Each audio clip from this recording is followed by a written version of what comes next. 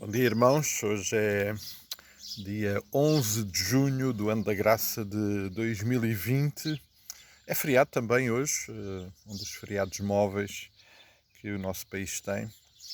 E é com alegria que hoje, um pouquinho mais cedo e até um pouquinho mais fresco, podemos ter estes momentos de partilha convosco. Amados, remetendo o nosso coração para aquilo que partilhámos no domingo, já lembramos como, sem dúvida nenhuma, as nossas passagens por desertos são determinadas pelo Senhor. Ele está no controle de todas as coisas, Ele determina e permite tudo. E já lembramos como os desertos são um lugar especial para a intimidade com Deus, com o Pai.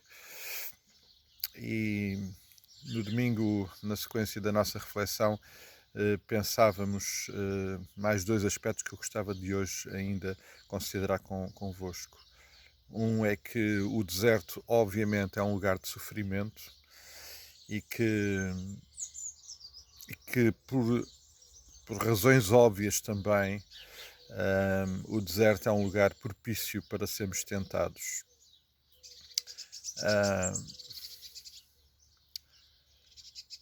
Não é difícil de perceber, porque a vida já nos ensinou que a nossa passagem pelos desertos trazem sempre, inevitavelmente, uma experiência de sofrimento. Aliás, o próprio conceito de deserto é um conceito de sofrimento, de privação, de ausência de recursos, de dificuldade. E, portanto, não é difícil, porque os nossos desertos são exatamente isso, momentos, períodos da nossa vida, circunstâncias da nossa vida, onde passamos por sofrimento. E já lembramos aqui listas, razões pelas quais, num determinado momento, nós estamos num deserto. Uma doença, um desemprego, uma crise relacional, uma crise familiar, uma crise espiritual, tantas vezes, amados. Muitas são as razões pelas quais nós nos encontramos no deserto. E, obviamente, estando no deserto, estamos numa situação de sofrimento. Os dois exemplos que partilhámos no domingo, tanto do povo de Israel como dos dias que o Senhor Jesus esteve no deserto, são uma evidência disso. Mas provavelmente o exemplo mais, e que temos lembrado aqui nos últimos dias também, o exemplo mais real, mais paradigmático desse facto é Jó, que, pelas razões que conhecemos e que estão na palavra, passou por aquele deserto, um deserto de sofrimento difícil. E amados, ninguém gosta de sofrer. Por nossa opção, ninguém sofria. Sabemos que o sofrimento é uma consequência do pecado, é uma consequência que teve origem lá no Jardim do Éden. Não podemos evitar o sofrimento. Não vale a pena, porque é inevitável.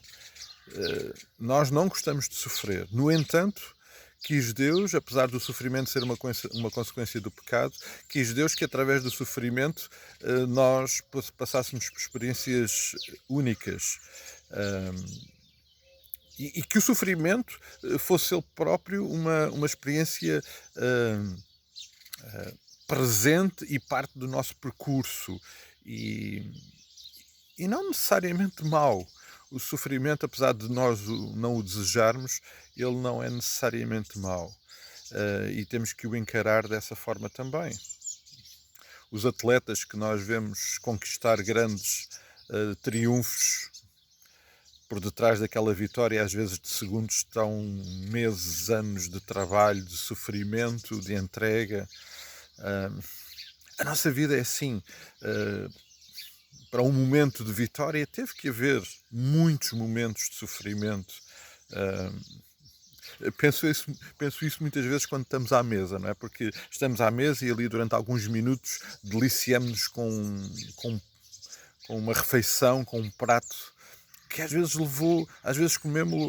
tomámo-lo em poucos minutos e levou horas a preparar. A vida é assim. A vida é assim.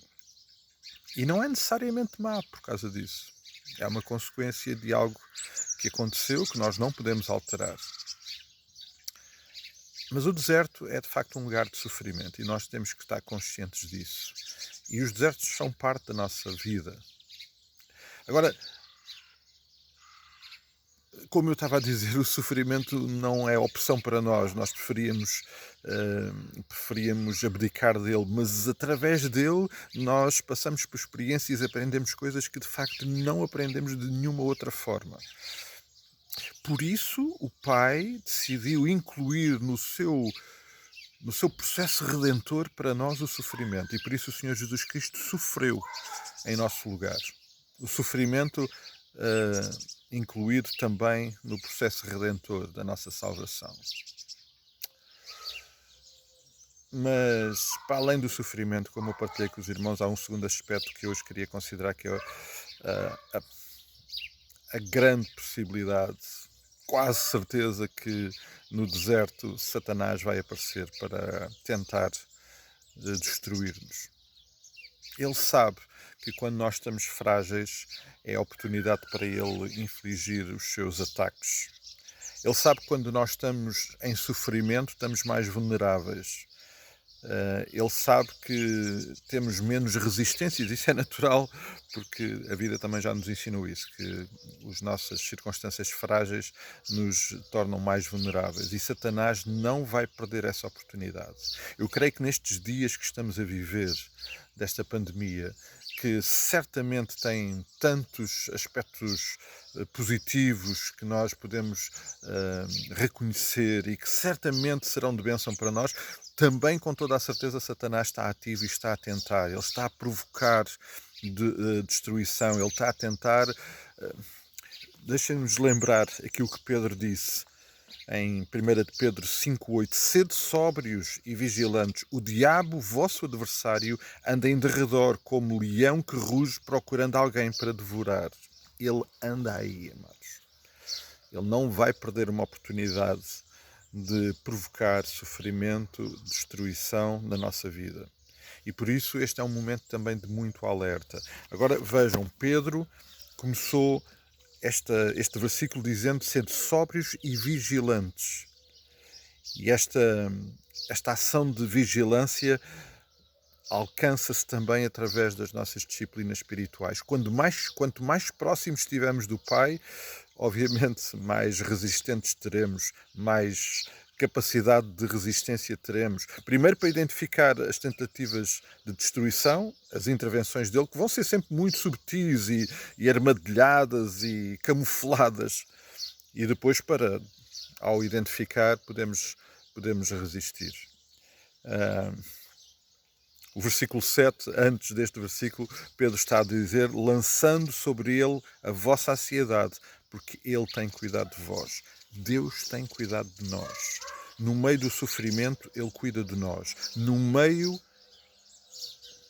aos ataques de Satanás, ele cuida verdadeiramente de nós. Por isso, amados, deserto é uma oportunidade, como nós já vimos anteriormente, de intimidade com o Pai, não ignorando que o fazemos no meio de situação de sofrimento e não ignorando que com toda a certeza o vamos ter que fazer enquanto também resistimos às tentativas de destruição de Satanás. Mas Ele cuidará de nós. Ele cuidará de nós. E hoje, amados, eu queria, para além de deixar esta palavra de